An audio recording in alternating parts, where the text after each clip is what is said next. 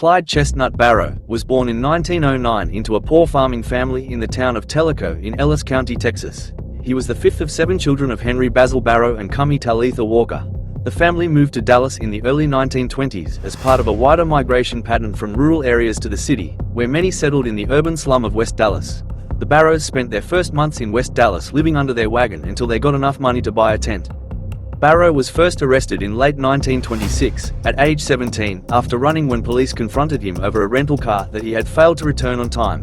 His second arrest was with his brother Buck Barrow soon after, for possession of stolen turkeys. Barrow had some legitimate jobs from 1927 through 1929, but he also cracked safes, robbed stores, and stole cars. He met 19-year-old Parker through a mutual friend in January 1930, and they spent much time together during the following weeks.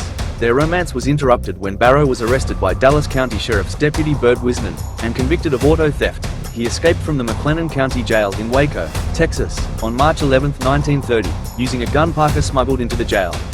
Recaptured on March 18, Barrow was sent to Huntsville State Prison in April 1930, and in September, he was assigned to the East Ham Prison Farm at the age of 21.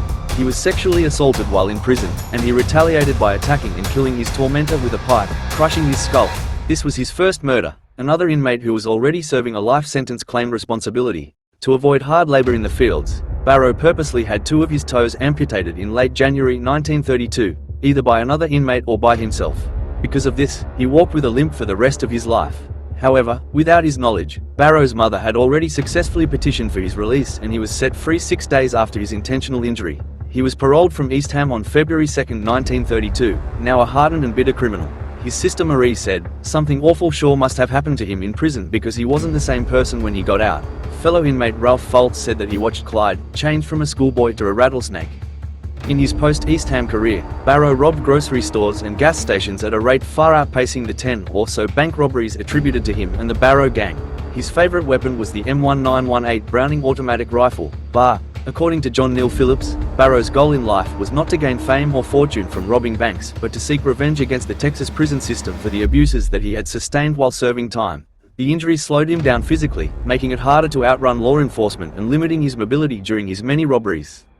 After Barrow's release from prison in February 1932, he and Ralph Fultz began a series of robberies, primarily of stores and gas stations. Their goal was to collect enough money and firepower to launch a raid against East Ham Prison. On April 19, Parker and Fultz were captured in a failed hardware store burglary in Kaufman in which they had intended to steal firearms. Parker was released from jail after a few months. When the grand jury failed to indict her, Fultz was tried, convicted, and served time. He never rejoined the gang. Parker wrote poetry to pass the time in Kaufman County Jail, and reunited with Barrow within a few weeks of her release. On April 30, Barrow was the getaway driver in a robbery in Hillsborough, during which store owner J.N. Bucher was shot and killed. Bucher's wife identified Barrow from police photographs as one of the shooters, although he had stayed inside the car. On August 5, Barrow, Raymond Hamilton, and Ross Dyer were drinking moonshine at a country dance in Stringtown, Oklahoma, when Sheriff C.G. Maxwell and Deputy Eugene C. Moore approached them in the parking lot. Barrow and Hamilton opened fire, killing Moore and gravely wounding Maxwell. Moore was the first law officer whom Barrow and his gang killed. They eventually murdered 9. On October 11, they allegedly killed Howard Hall at his store during a robbery in Sherman, Texas. Though some historians consider this unlikely, W.D. Jones had been a friend of Barrow's family since childhood. He joined Parker and Barrow on Christmas Eve 1932 at the age of 16, and the 3 left Dallas that night.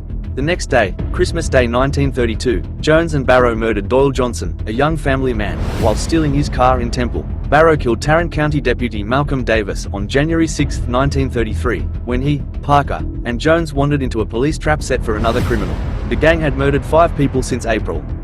On March 22, 1933, Clyde's brother Buck was granted a full pardon and released from prison, and he and his wife Blanche set up housekeeping with Bonnie, Clyde and Jones in a temporary hideout at 3347.5 Oak Ridge Drive in Joplin, Missouri. According to family sources, Buck and Blanche were there to visit. They attempted to persuade Clyde to surrender to law enforcement. The group ran loud, alcohol-fueled card games late into the night in the quiet neighborhood. Blanche recalled that they bought a case of beer a day. The men came and went noisily at all hours, and Clyde accidentally fired a Browning automatic rifle, bar, in the apartment while cleaning it. No neighbors went to the house, but one reported suspicions to the Joplin Police Department. The police assembled a 5-man force in 2 cars on April 13 to confront what they suspected were bootleggers living at the Oak Ridge Drive address. The Barrow brothers and Jones opened fire. killing Detective Harry L. McGinnis outright and fatally wounding Constable J.W. Harriman. Parker opened fire with a bar as the others fled, forcing Highway Patrol Sergeant G.B. Carla to duck behind a large oak tree. The .30 caliber bullets from the bar struck the tree and forced wood splinters into the sergeant's face. Parker got into the car with the others, and they pulled in Blanche from the street where she was pursuing her dog Snowball. The surviving officers later testified that they had fired only 14 rounds in the conflict. One hit Jones on the side, one struck Clyde but was deflected by his suit coat button, and one grazed Buck after ricocheting off a wall. The group escaped the police at Joplin, but left behind most of their possessions at the apartment. At approximately 9:15 a.m. on May 23, 1934, Clyde and Barrow died. Thousands of people gathered outside both Bonnie Parker and Clyde Barrow Dallas funeral homes, hoping for a chance to view the bodies. Barrow's private funeral was held at sunset on May 25. He was buried in Western Heights Cemetery in Dallas, next to his brother Marvin. The Barrow brothers share a single granite marker with their names on it and an epitaph selected by Clyde, "Gone but not forgotten."